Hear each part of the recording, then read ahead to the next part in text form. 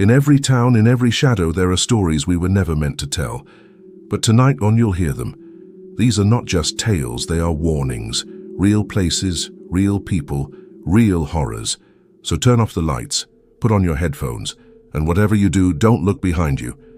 Story 1, The Shadow in the Blizzard. My family owns a small, aging cabin deep in the mountains of Montana, just a few miles from the Canadian border. The place is completely isolated in winter. No neighbors for miles, no cell service, and only one narrow road that often gets swallowed by snowdrifts. I was 9 years old when this happened, and my older sister was 11. We were spending Christmas break at the cabin during one of the heaviest blizzards I'd ever seen.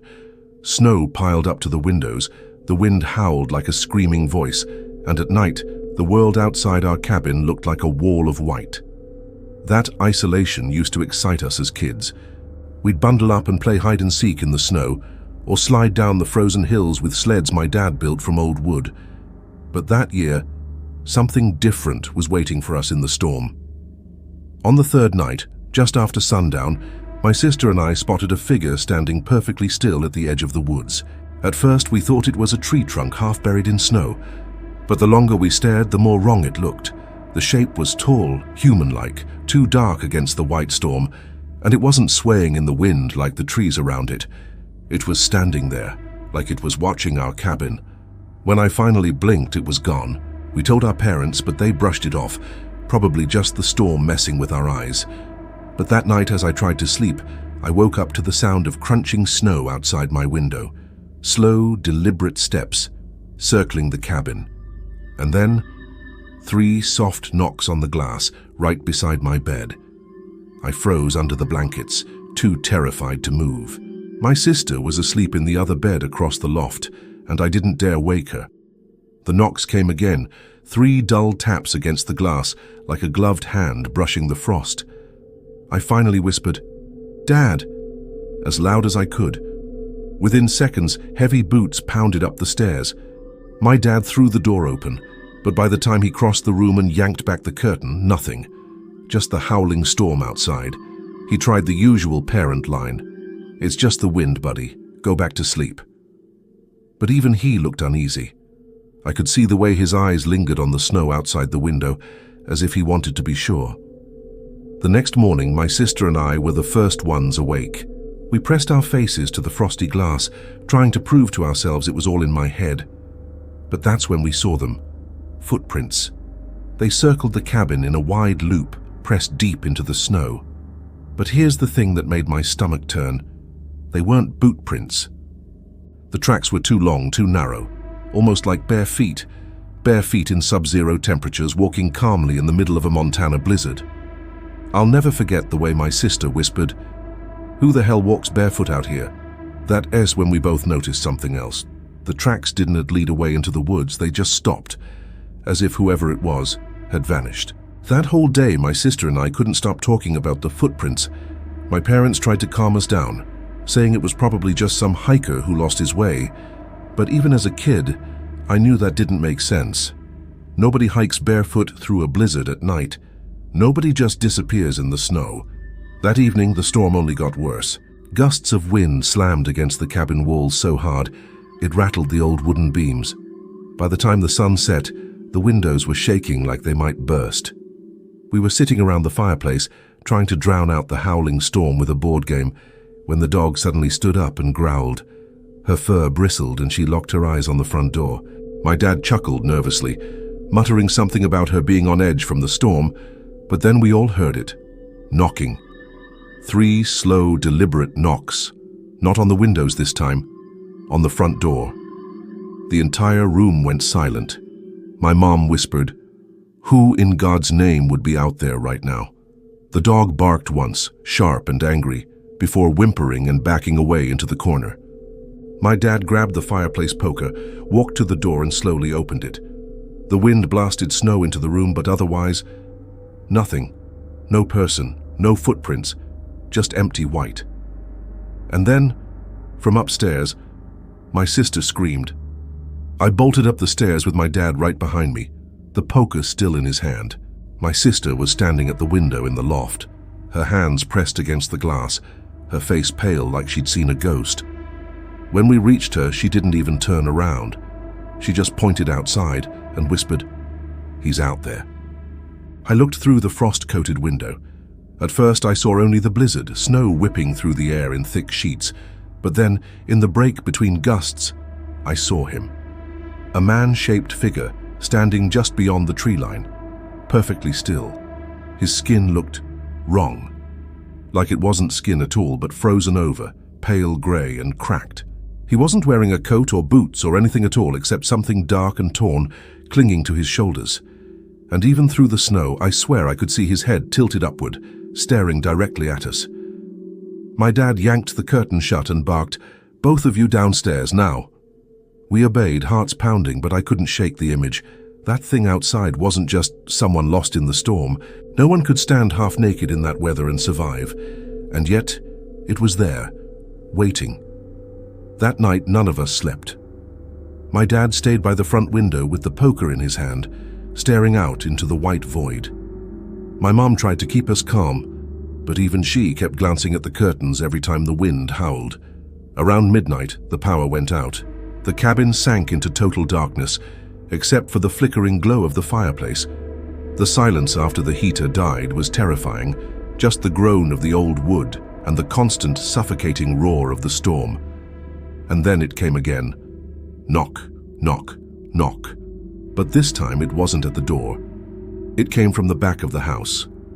My dad cursed under his breath and grabbed a flashlight. He told us to stay put, but my sister clung to him, refusing to let go. So he marched us all toward the kitchen, where the back door led out to the woodshed. The flashlight beam shook as he raised it and landed directly on the frosted window of the back door. Handprints, dozens of them, some small, some huge, pressed deep into the glass, smeared across it like they'd been made by bare skin. And even as we watched, one of them slowly dragged downward, leaving a streak in the frost. But there was no one on the other side. My dad didn't wait to investigate. He yanked us all back into the living room and threw more wood into the fireplace, as if light alone could keep that thing away. But the cabin no longer felt safe. Every wall creaked. Every gust of wind sounded like footsteps. My sister sat trembling under a blanket, whispering over and over, "Creak. It wants to come in." Around 2 a.m., the dog, who had been hiding under the table all night, suddenly began to growl again. Low, deep. Her eyes locked on the staircase that led up to the loft. We all turned, and that's when we heard it. Creak. One single heavy footstep from above us. The loft. The place where my sister and I slept. My mom clapped her hands over her mouth. My dad raised the flashlight with a shaking grip. Slowly, he started up the stairs, the poker still clutched white-knuckled in his other hand. Each step he climbed, the floorboards above groaned louder, like something was shifting its weight, moving. When he finally reached the top, he swung the flashlight across the loft. The beam landed on our window, and there, pressed flat against the glass from the outside, was a face. Grey skin cracked like ice, lips frozen into a smile that didn't belong to anything human. Its eyes snapped directly toward the light, and then with a sharp crack the glass began to splinter. The sound of cracking glass echoed through the loft. My dad shouted for us to get downstairs, his voice raw with panic. Before we could even move, the window shattered inward. Shards of ice-cold glass exploded across the floor. The wind roared into the cabin, and with it came the figure. It didn't climb, it didn't crawl, it simply slid through the window like the storm itself had taken shape. The flashlight beam hit its body, and for the first time I saw it clearly. Its skin was pale grey, stretched thin like frozen leather. Its limbs were too long, fingers ending in blackened nails that looked more like claws. And that smile, that awful frozen smile, never moved. My dad swung the poker with everything he had. The metal connected with a dull thunk, but the thing didn't even flinch. Instead, its head snapped toward him, those milky eyes gleaming in the firelight. Then it moved.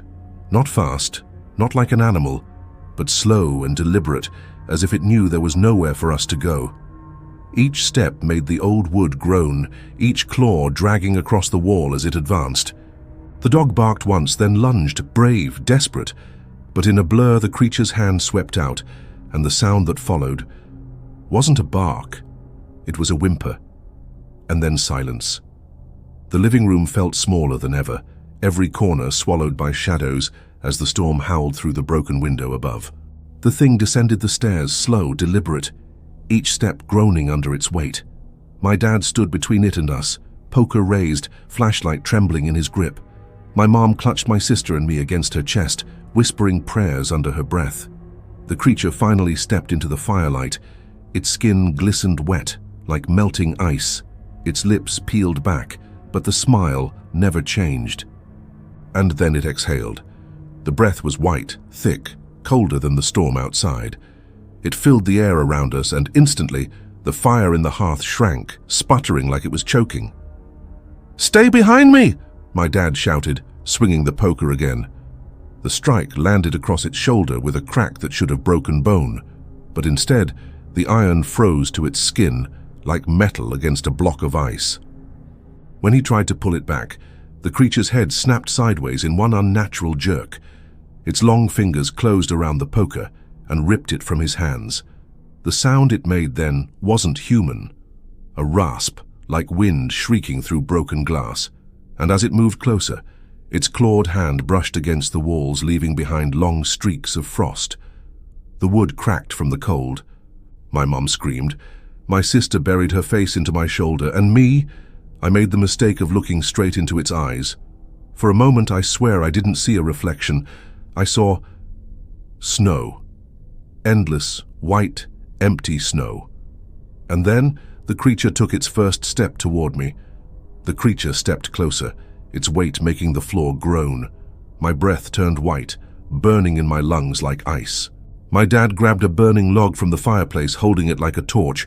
"Get back!" he shouted, thrusting it toward the thing. For the first time, it reacted. The creature hissed, not in pain, but in anger. Its smile cracked wider, skin splitting at the corners of its mouth as if it wasn't meant to stretch that far. Then it moved. Faster than I could blink, its hand lashed out. The log went flying across the room, scattering sparks as it hit the wall. My dad stumbled, falling to the ground. The thing loomed over him, claws raised. I thought it was going to kill him right there, but instead, it stopped. Its head tilted, as if listening to something only it could hear. Then its gaze turned, slowly, deliberately, toward me. That's when I realized. It didn't come here for my dad.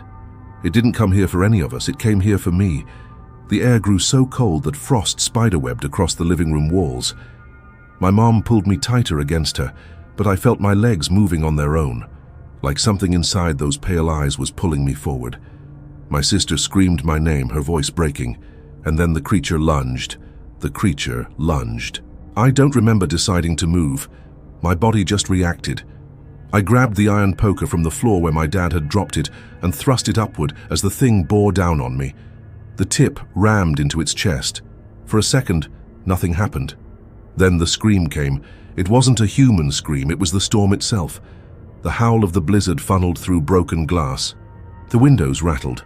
The fire roared back to life, and the whole cabin shook like it was about to come apart. The creature staggered backward, grey skin cracking open, spilling not blood, but snow that poured onto the floor in thick drifts. Its body convulsed, its smile stretching wider and wider, until the skin split all the way up to its eyes. And then it collapsed into a heap of ice and frost. Silence. We all stood frozen, waiting for it to move again, but it didn't. The storm outside began to die down. Slowly, painfully, morning light bled through the shattered windows. It was over. Or at least, that's what we thought. When the sheriff's snowcat finally reached the cabin hours later, they found us huddled by the fire. My dad tried to explain, but the deputies only shook their heads, muttering about hallucinations in the cold. But then one of them pointed to the spot on the floor where the creature had fallen, where a pile of snow still sat, perfectly shaped like the outline of a man, even though every door and window had been shut tight for hours. And when the sheriff bent closer, brushing at the frozen imprint, he froze, because buried in the snows was a face, grey, cracked, still smiling. Story 2, The House That Whispers. In 2020, my cousin Emma bought an old Victorian house in West Virginia. She was thrilled. Remote work meant she could leave the city and live somewhere bigger, quieter, and cheaper. But the locals were less excited. When she mentioned the address at a gas station, the cashier froze and whispered, "You shouldn't stay there after dark." Emma laughed it off. City girl. New house, new life. She moved in with her boyfriend and their dog, Max. That very first night they heard it. A whisper, faint and cold, drifting down the hallway. At first they thought it was the wind through the old walls, but when Emma leaned closer to listen, her blood ran cold. It wasn't the wind, it was a voice. The whispers didn't stop. They grew clearer. Emma swore she heard her name, whispered right outside her door at 3 a.m. Her boyfriend told her it was stress or maybe neighbors, but they didn't have neighbors. The closest house was half a mile away. Then one night, Max, the dog, started growling at the corner of the living room. Not barking, just growling, teeth bared at nothing. That's when the whisper came again. Louder. So loud Emma could make out the words this time. "Let me in." Emma installed cameras in the house, motion detectors, night vision, everything. If someone was sneaking inside, she'd catch them. The next morning, she checked the footage. At exactly 3:14 a.m., the camera in the hallway activated. The screen filled with static, just for 3 seconds. When it cleared, there was something standing at the end of the hall. Tall, thin, too dark to see clearly. But the worst part wasn't that shadow. It was the audio. Because right before the static cut out, the microphone caught a whisper. Clear as day. Emma. Emma wanted to leave. Her boyfriend begged her to stay, said they'd invested too much already. That night he slept soundly, but Emma lay awake staring at the ceiling, her phone recording in her hand. At 3 a.m. she heard footsteps on the stairs, slow, heavy, one at a time. She sat up, trembling. Her boyfriend still slept. The steps stopped right outside their bedroom. The door handle turned, and then on her phone recording a whisper, "I'm inside." They moved their bed downstairs, closer to the front door in case they had to run. But the whispers followed. No matter where they tried to sleep, the voice found them. Sometimes in the walls, sometimes directly into their ears. One night, Emma's boyfriend woke her, pale and shaking. "I heard it," he whispered. "It was my mom's voice. She said my name." But his mom had died 3 years earlier. And that night the voice didn't stop. It kept repeating his name over and over until the sun came up. The next day, Emma called a priest. He refused to come, said he'd been there before, said the house didn't want to be blessed. Instead, he gave her one piece of advice. If the voice ever asks you a question, don't answer. That night, Emma couldn't sleep. At 3:33 a.m., the whisper came again, right beside her ear. "Do you hear me?" She squeezed her eyes shut, didn't move, didn't breathe. But beside her, she heard her boyfriend whisper back, half asleep, "Yes." The moment he answered, the air in the room dropped to freezing. Frost spread across the windows. Their breath came out in white clouds. The whisper laughed, a dry, raspy sound, like broken glass scraping together. And then the house shook. Doors slammed upstairs. Floorboards creaked under invisible footsteps. The dog howled and bolted into the basement. Emma grabbed her boyfriend's arm, screaming at him to run. But when he turned to face her, his eyes were wide, his mouth was open, and his breath came out in someone else's voice. Emma dragged him outside into the freezing night. They jumped into the car, engine roaring. She pressed the gas, but the tires spun uselessly. The road was covered in fresh snow. Only there hadn't been a snowstorm. The weather app said it was 50 degrees and clear. The house loomed in the rearview mirror, every window glowing faintly like eyes watching them. And over the sound of the engine, she heard it again, not from inside the house this time, from the back seat. "Don't leave me." She turned, heart pounding. The back seat was empty, but her boyfriend's head snapped toward her, mouth still moving. The whispers were pouring out of him now, dozens of voices overlapping, screaming to be heard. She shoved him out of the car in terror. He hit the snow, gasping, clawing at his throat as if trying to rip the voices out. The house lights flickered, and then every door slammed shut at once, even though they were outside. Her phone buzzed. A notification from the security cameras. Motion detected. She opened the app with shaking hands. On the feed, inside the house, she saw herself, standing in the living room, smiling. The next morning, neighbors found Emma's car still parked in the driveway. The front door was open, snow drifting into the hallway. No sign of Emma, no sign of her boyfriend, no dog. But the cameras were still running. The sheriff reviewed the footage. At exactly 3:33 a.m., the living room camera showed Emma walk calmly into frame. She sat down in the armchair, folding her hands in her lap. And then, a second later, another Emma walked in, and another, until the living room was filled with identical copies of her, all whispering in unison, "Do you hear me?" The sheriff shut the laptop. He didn't say a word. But that night, when he went home and tried to sleep, he woke to a whisper in the dark, calling his name. Story 3. The Midnight Game. In the summer of 2020, 4 college friends in Ohio were stuck in lockdown, bored out of their minds. That's when Jake pulled up an online forum about the Midnight Game. According to the rules, it was an old ritual, banned centuries ago. You had to write your name on a piece of paper, prick your finger, drop the blood on it, and knock on your front door 22 times at midnight. Then blow out the candle, relight it, and never let it go out. If you followed the rules, nothing would happen. But if you broke them, something would come for you. The others laughed. But boredom makes people stupid. So that night, they decided to play. At 11:59, they prepared candles, papers, needles. When the clock struck midnight, they pricked their fingers and dripped blood onto their names. Then, one by one, they knocked on the door, 22 times. When the last knock landed, every light in the house flickered and died. Silence. The candle flames swayed though there was no breeze, and faintly, from somewhere upstairs, came a knock in return. At first they joked, said it was the wind, the pipes, an old house groaning, but then the knock started moving. From the bedroom upstairs, to the hallway, to the stairs, each one louder, closer, steadier. The dog in the corner whimpered, ears flat, staring at the dark stairwell. And then, between knocks, they heard it. Footsteps. The rules said, if your candle went out, relight it in 10 seconds. That's when Sarah's candle flickered and died. She screamed, fumbling with the lighter. Everyone counted together. 1, 2, 3. At 7, she finally lit it again. Relief washed over her, until they noticed the footprints, wet, black, smeared across the floor, leading right up to Sarah. But none of them had moved.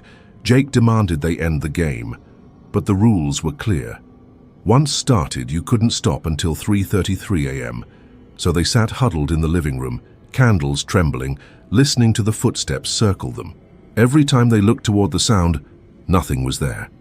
But the shadows on the wall, the shadows moved even when they didn't, and one shadow in the corner was taller than the rest, much taller. The clock crawled past 1:30. The air grew colder, their breath fogged. Then suddenly the knocking started again, this time not upstairs, not in the hallway, on the window. Slow, deliberate. They turned and froze, because through the glass pressed up against it was a pale face, eyes black, mouth stretched too wide. It didn't blink, it didn't move, until the candle nearest the window went out. They scrambled to relight it, but the lighter refused to spark. The rules said, if the candle doesn't relight in 10 seconds, the thing can touch you. At 10, the room plunged into silence. And then Sarah screamed. Long, ragged claw marks ripped across her arm, blood dripping onto the floor. She dropped the candle. The flames snuffed out. The others pulled her away. But behind her in the dark, something moved, something crawling. By 2:45, they were breaking down. Jake tried to run for the front door, but it wouldn't open. The knob burned his hand like it was red hot. They huddled again, whispering, crying, waiting. The thing circled. They heard it breathing now, deep, slow, animal-like. Then it whispered back their own words, mimicking them, every sob, every prayer, every scream, until finally it whispered Sarah's voice, "Please, help me." but Sarah was sitting right beside them. The clock hit 3:20. They were so close. The house groaned, walls bending inward, ceiling cracking. Shadows stretched like arms across the floor, candles flickered violently. And then one by one, each flame died. Darkness swallowed them whole. Something heavy moved through the room, brushing their faces, touching their hair. They couldn't scream. Something pressed against their mouths, forcing silence. And then Jake's voice broke through in the dark. "It's right in front of me." At 3:33 a.m., the lights snapped back on. The house was still. Police arrived the next morning after neighbors reported screams. They found the living room wrecked, candles melted into black puddles, furniture overturned, and 3 college students sitting in shock, eyes wide, lips trembling, unable to speak. Sarah was missing. No sign of her body, no blood, except for the claw marks on the floorboards, deep and long, leading straight to the front door. On the wall above them, burned into the plaster, were 4 words: "Do you hear me?" The police never solved it, but every year since, on June 12th at 3:33 a.m., the house lights flicker on by themselves, and neighbors swear they hear knocking,